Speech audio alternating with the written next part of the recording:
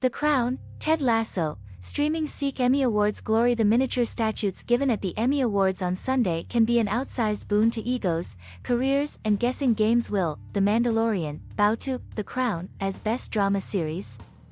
Can the feel-good comedy, Ted Lasso, charm its way into freshman glory? Will Jean Smart be honored as Best Comedy Actress for Hacks? But there's oh so much more at stake when the TV industry, or a pandemic-constrained slice of it, gathers to honor itself at the 73rd Primetime Emmy Awards. The ceremony is a snapshot of a business morphing into its 21st century form, who we see or don't see on the small screen, and the rapid splintering of TV and its viewers. The obvious winners and losers are those to be revealed in 27 categories during the How hosted by Cedric the Entertainer.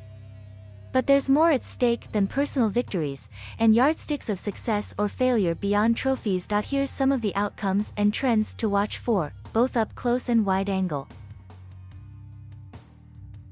Streaming services are poised for a triumphant night that will cast further shade on the status of broadcast networks, including the big three ABC, CBS and NBC, and once dominant cable channels such as HBO and Showtime. This is the year that the streamers will officially conquer Hollywood, likely winning Best Drama and Comedy Series honors for the first time, said Tom O'Neill, editor of the Gold Derby Predictions website and author of the Emmys.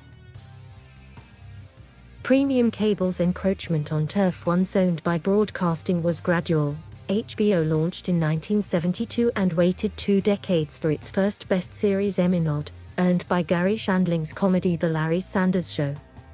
It wasn't until the 2000s arrived that Sex and the City and The Sopranos earned Best Series prizes. In contrast, streaming is racing ahead with Ferrari-like speed, especially as the services multiply and shell out big bucks for shows aimed at winning over paying customers. In 2017, Hulu's The Handmaid's Tale became the first streamed series to win the Best Drama Emmy.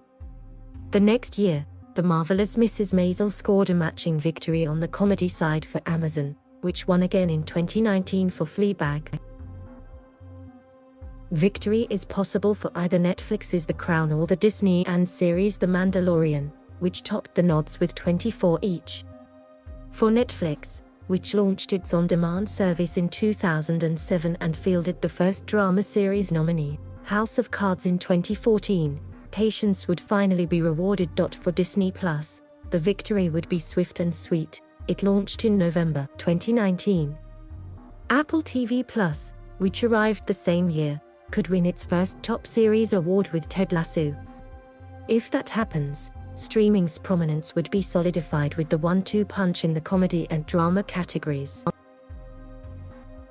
The push for diversity has moved at a grindingly slower pace than the digital revolution, but this year's slate of nominees was unimaginable just a few years ago. Of the 96 acting nods for drama, comedy and miniseries, nearly 44%, a total of 42 nominations, went to people of color. According to 2020 census figures, white Americans make up just under 58% of the population. Among this year's groundbreakers, MJ Rodriguez of Pose, the first trans performer to be nominated in a lead acting category, and Bowen Young of Saturday Night Live, the first Asian American to compete for Best Supporting Comedy Actor. The top drama acting categories are particularly inclusive, and strikingly so in comparison to a decade ago when all of the 12 nominees for Best Actor and Actress were white, with Kyle Chandler and Julianna Margulies the winners. That was 2011, this is now. Black men make up a majority of the lead drama actor nominees, 4 of 6, including past winners Sterling K. Brown for This Is Us and Pose star Billy Porter, the first openly gay man to win the category, in 2019. Half of the 6 Best Actress contenders are women of color. Jurnee Smollett and Uzo Aduba are black, and Rodriguez is Afro-Latina. If the final test of inclusivity is who wins, the story could be different. The Crown stars Josh O'Connor and Emma Corrin are considered frontrunners for their portrayals of ill-fated royal mates Charles and Diana. Constraints can breed inventiveness. Last year's all-virtual ceremony included a defining lockdown moment, hazmat-suited trophy couriers who loitered outside nominees' homes until their categories were called. either handing over the award or taking it disappointingly away. Somebody mentioned in a meeting as kind of as a joke, and then it was constantly needling away at us and we decided that it could be a great way to do it, recalled Guy Carrington, a producer for the 2020 Emmys. This year, about 500 nominees and guests will gather under a glammed-up tent in downtown LA with COVID-19 precautions including a vaccine requirement and testing. There are big names among the presenters, including Angela Bassett, Michael Douglas, Dolly Parton and Awkwafina, but at least one star, Jennifer Aniston, was candid about staying away because of virus concerns.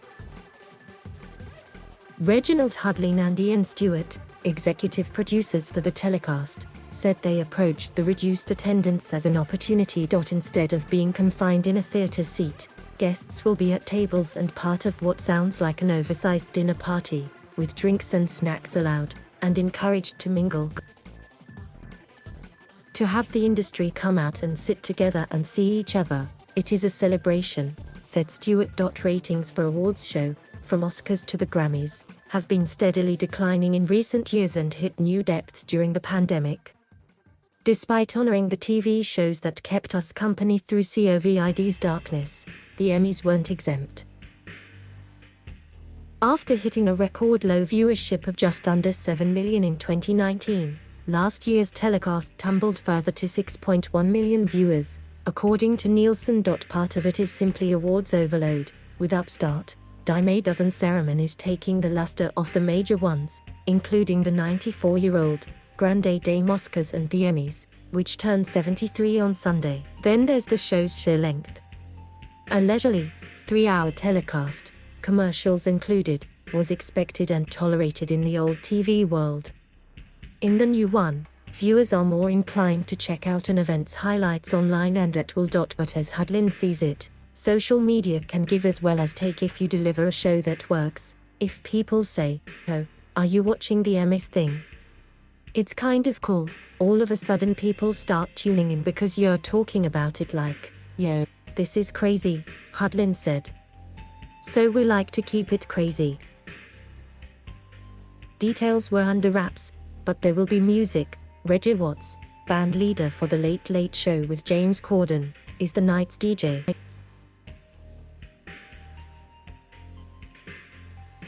Thank you for watching. Please subscribe